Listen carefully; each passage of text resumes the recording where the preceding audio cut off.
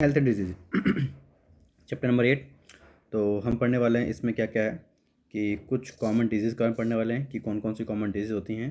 फिर इम्यूनिटी के बारे में पढ़ने वाले हैं, एड्स के बारे में, कैंसर के बारे में and drugs and alcohol abuse के बारे में। ठीक है, तो सबसे पहले हम पढ़ लेते हैं कॉमन डिजीज़ इन ह्यूमंस में कौन कौन सी कॉमन डिजीज़ होती हैं वो पढ़ लेते हैं पहले। ठीक है, तो चलो स्टार्ट करते हैं।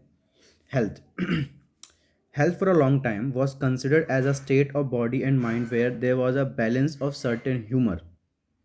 That is what early Greek like Hippocrates as well as Indian Ayurveda system of medicine asserted. तो बोलना चाह रहा है कि पहले के टाइम पे लोग मतलब हेल्थ के बारे में क्या समझते थे या क्या कहते थे। तो दो लोगों के बारे में, एक तो हिपोक्रेट्स की बात हो रही है, दूसरा इंडियन आयुर्वेदा सिस्टम की बात हो रही है। क्या वह समझते थे? It was thought that a person with black bile, अगर कोई पर्सन ब्लैक बाइल से बिलोंग करता है, मतलब too hot personality and would have fever, मतलब उसको फीवर है। This idea was arrive by a pure reflecting thought, मतलब एक तरह से सिर्फ रिफ्लेक्टिंग थाट ही है, मतलब सोच रहे थे, उसको लगा किया कि कोई अगर मान लो उनका जो ब्लड है अगर गर्म है तो हम बोलेंगे कि ब्लैक बाइल है, वो उसे फीवर है, ठीक है, मतलब बीमार है वो।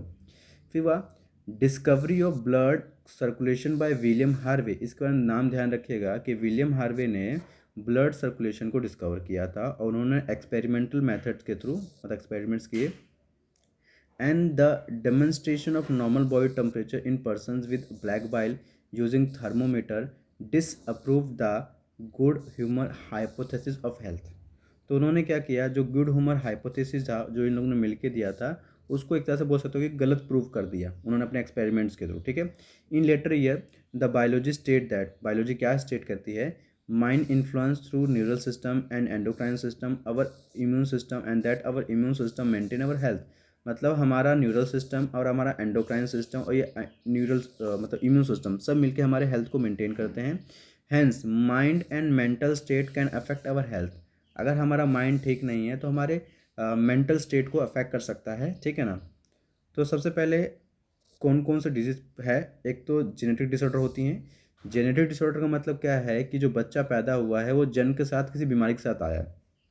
तो deficiency with which a child is born and deficiency defect which the child inherited from the parent from birth, ऐसी बीमारी जो बच्चा जन्म से अपने पेरेंट्स के साथ लेके आता है। ठीक है, और इन्फेक्शंस जैसे मान लो बच्चा जन्म लेता है, उसके बाद उसके आसपास साफ़ सफाई नहीं है तो पॉसिबिलिटी है कि बच्चा इन्फेक्ट हो सकता है।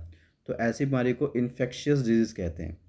फिर तीसरा है लाइफस्टाइल इंक्लूडिंग फूड, मतलब उसका लाइफस्टाइल कैसा है, खाना कैसे खा रहा है, वाटर कैसा पी रहा है, आराम कर रहा है या नहीं कर रहा है, या सिर्फ काम करता रहता है, उसका खाने पीने का सिस्टम है या नहीं, एक्सरसाइज करता नहीं करता, exercise we give our body, habit that we have or lack, मतलब अच्छी हैबिट है या नहीं है। तो ये सब मैटर करता है हमारी हेल्थ को लेकर। ठीक है ना, बीमार होंगे या नहीं होंगे।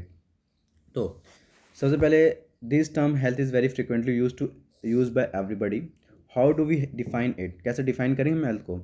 तो सिंपली बोला गया है कि अगर किसी में कोई डिजीज़ ना हो, absence ऑफ डिजीज़, तो हम बोलेंगे वो हेल्दी है। ठीक है, और physical fitness it could be defined as a state of, हम इसको डिफाइन कर सकते कैसे, state of complete physical mental and social wellbeing. अगर कोई completely physically mental and social wellbeing है तो हम बोलेंगे वो हेल्दी है। ठीक है, when people are healthy they are more efficient at work, अगर मान लो कोई बंदा हेल्दी होता है तो किसी भी काम को बेहतर कर सकता है। ठीक है ना।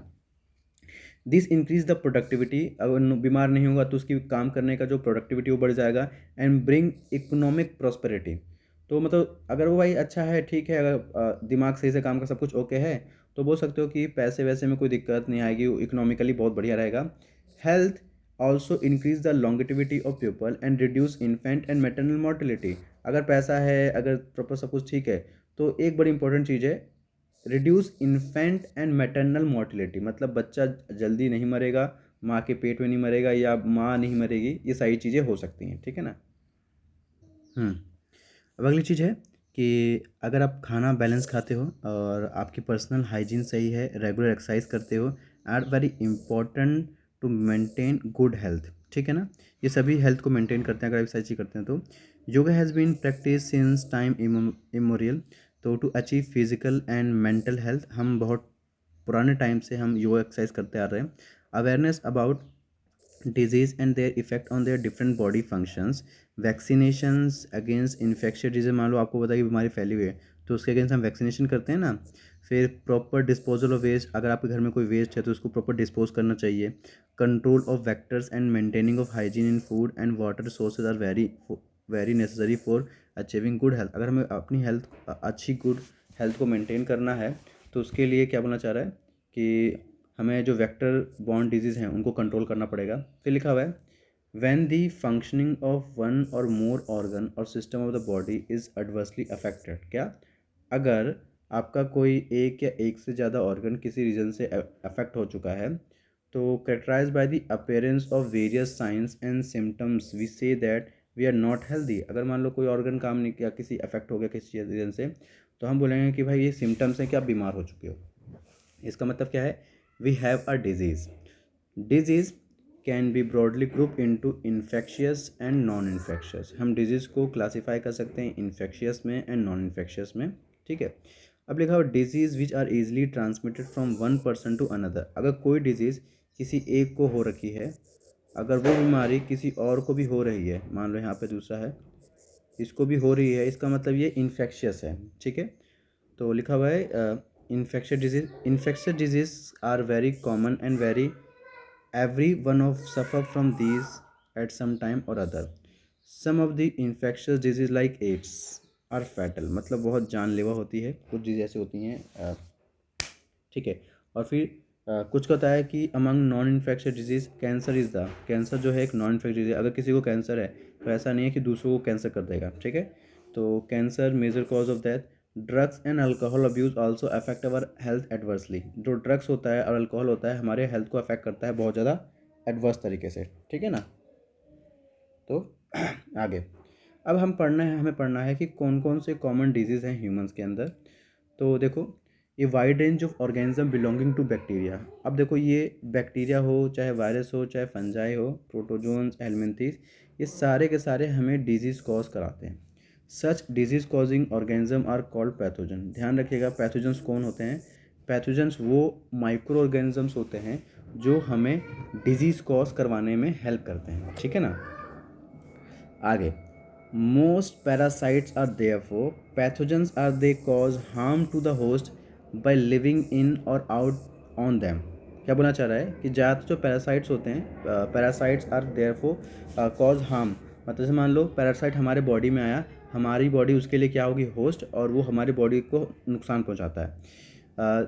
दी pathogens can enter in our body by various means. हमारे बॉडी में बहुत अलग अलग तरीके से घुस सकता है और घुस कर क्या करेगा, अपना नंबर मल्टीप्लाई करेगा and interfere with normal vital activity, और हमारे नॉर्मल वाइटल एक्टिविटी को मतलब हो सकते हो कि इंटरफेयर कर, जो भी चल रहा है हमारी बॉडी में, रिजल्टिंग इन, अगर हमारा जो नॉर्मल एक्टिविटी चल रहा है उसमें अगर कोई इंटरफेयर करता है तो लिखा हुआ है resulting in morphological and functional damage. वो हमारे मॉर्फोलॉजिकली और फंक्शनल डैमेज कर देता है हमारे ऑर्गन्स को। Pathogen have to adapt to life within the environment of the host. For example, pathogen that enter the gut must know a way of surviving in the stomach. अगर मान लो कोई pathogen है जो हमारे गट तक घुस सकता है, इसका मतलब क्या है, उसे पता है कि हमें कि वो हमारे गट में कैसे सर्वाइव करेगा, उसे पता होता है क्योंकि वहाँ का पीएच काफ़ी लो होता है, फिर भी सर्वाइव कर जाता है। And resisting the various digestive enzymes, उस पर किसी भी एंजाइम का कोई फ़र्क नहीं पड़ता। A very few representative member from the different group of pathogenic organism are discussed here. हम बहुत कम पढ़ने वाले हैं, कुछ कुछ एग्जाम्पल पढ़ने वाले हैं, ठीक है ना। बहुत सारे हैं पर सबकी नहीं पढ़ने वाले। Along with the disease caused by them, preventive and control measures against the disease in general are also briefly described.